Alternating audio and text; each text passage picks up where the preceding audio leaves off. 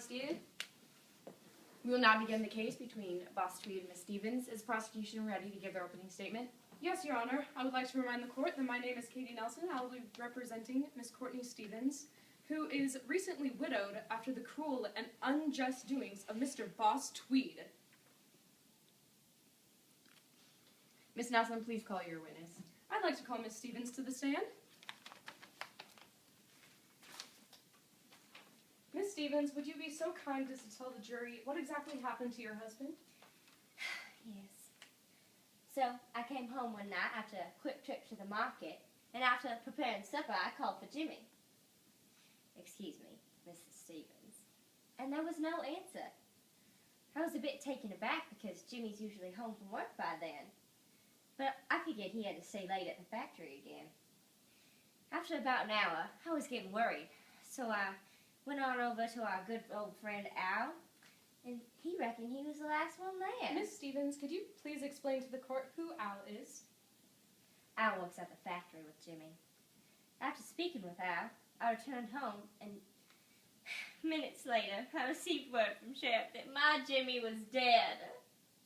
Ever since that election last week, factory workers have been disappearing left and right, and I knew it was that crazy Boss Tweed. Objection! Yes, Mr. John. Mr. Tweed is obviously a fine man with impeccable taste in clothing, might I add.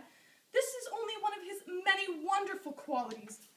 Is it his fault that he felt the need to lead corrupt politicians to the success of democratic parties? Our government has been successful so far with the methods of the present.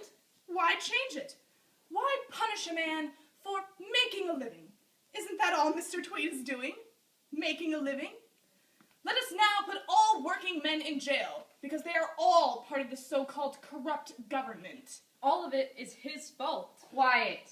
Sorry, Your Honor. Mr. Tweed is a wise man who saw the chance to make a little money on the side. Who could blame him?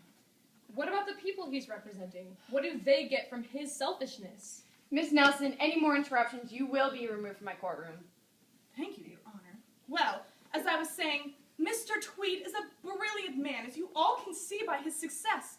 He even, out of the goodness of his heart, saw the chance to give Irish immigrants jobs if they voted for him.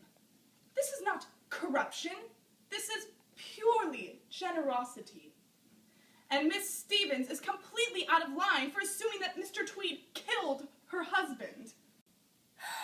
Your Honor, may I say something? Let your lawyer speak. My client would like to say that she knows that Mr. Tweed did not do the killing. He would have hired someone else to do it for him. Silence in my courtroom!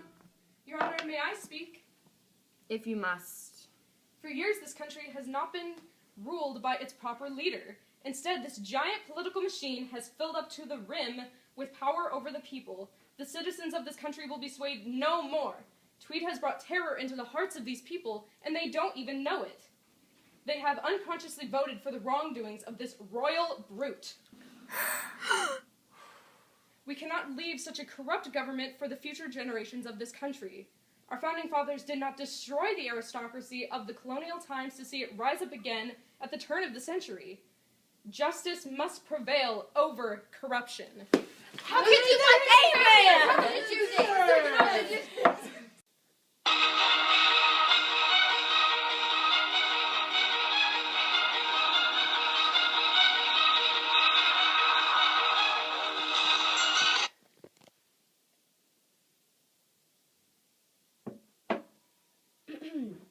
Good morning, America, and thank you for joining us today bright and early in our first week of June. This morning, police received a frantic phone call as an 80-year-old woman claimed that an orange tabby was dangling from a tree branch 30 feet in the air. Police were able to rescue the cat successfully, and the woman and her tabby were reunited again. The weather for this week, sunny skies at 80 degrees and partly cloudy throughout the weekend. What was that? We have breaking news. It has been brought to light that the recent election may be a fraud. It is possible that data mining or use of pre-stored information was a factor in the fraudulent actions of the previous election. It is interesting that the same tactics were used generations ago in the corrupt political machines run by the famous Boss Tweed? Could it be that our very own president turned against the innocent citizens he represents? Will history repeat itself? Find out tomorrow. I'm Courtney Stevens, reporting for Channel 1, and this is your #1 news. First, live, nationwide.